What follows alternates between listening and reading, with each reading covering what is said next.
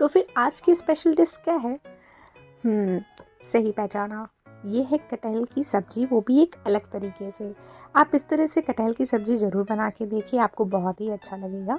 तो चलिए हम शुरू करते हैं। तो इसके लिए सबसे पहले मिक्सर ग्राइंडर में आप हरी मिर्च, अदरक, लहसुन, प्याज, जीरा, थोड़ी सी काली मिर्च और पानी, इसके साथ आप इसका एक पेस्ट तैयार कर लीजिए और इसको साइड में थोड़ी देर के लिए भूल जाइए।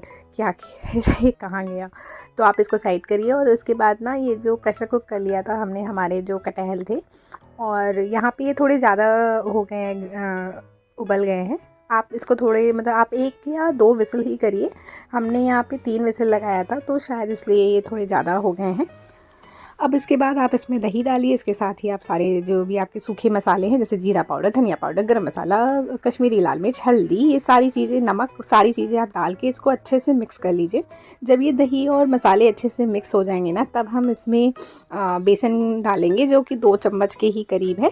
बहुत ज़्यादा बेसन नहीं डालना कि बेसन का ही फ्लेवर उसमें आए हमारी जो सब्ज़ी है।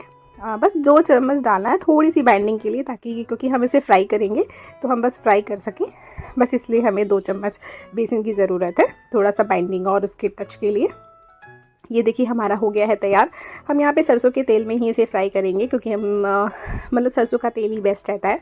तो देखिए हमने यहाँ पे पैन में चारों तरफ जो तेल है वो ऐसे मिक्स कर लिया, और बस एक एक करके हम अपने जो भी कटहल है वो हम फ्राई कर लेंगे, और फ्राई करके हम अलट पलट के दोनों तरफ से सेक लेंगे। ये मेरे जितने कटहल थे, ½ kg के करीब जो थे, ये 3 से 4 बार के बीच में पूरे फ्राई हमने कर लिए थे।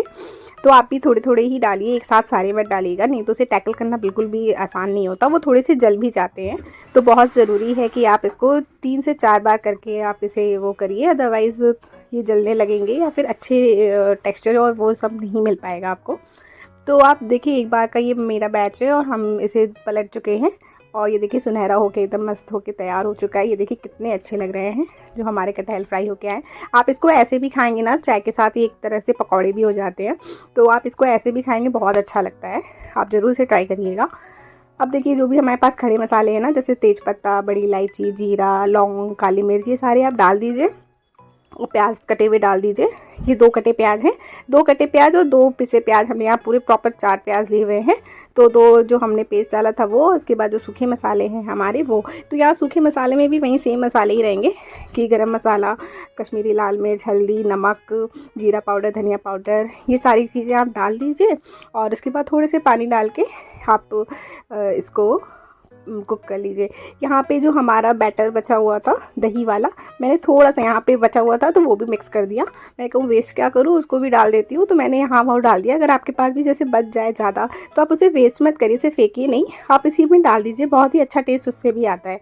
तो देखिए हमने यहाँ पे जो हमारा मसाला है वो कुक हो गया, तो हमने यहाँ पे अपने जो भी फ्राई किए हुए कटहल है वो हमने यहाँ पे डाल दिया है। तो अब देखिए हमने थोड़ी देर इसको कुक किया है, 2 मिनट के बाद। 2 मिनट के बाद ये ऐसा दिख रहा है, और लगभग ये बन के तैयार हो चुका है। इसमें को बहुत ग्रेवी नहीं रखना, ये एक तरह से सूखे मसाले हैं, वो भी ग्रेवी वाले।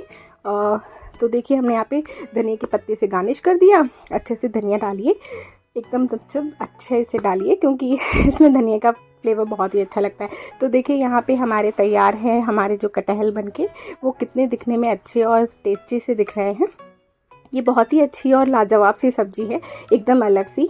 तो आप भी इसको ज़रूर बना के ट्राई करिए, आपको बहुत ही अच्छा लगेगा। कभी आपके घर में कभी कोई मेहमान आ जाए तो आप ये सब्ज़ी बनाइए, वो भी आपकी तारीफ़ करते नहीं थकेंगे। तो अगर आपको ये रेसिपी अच्छी लगी हो तो please like, share and subscribe.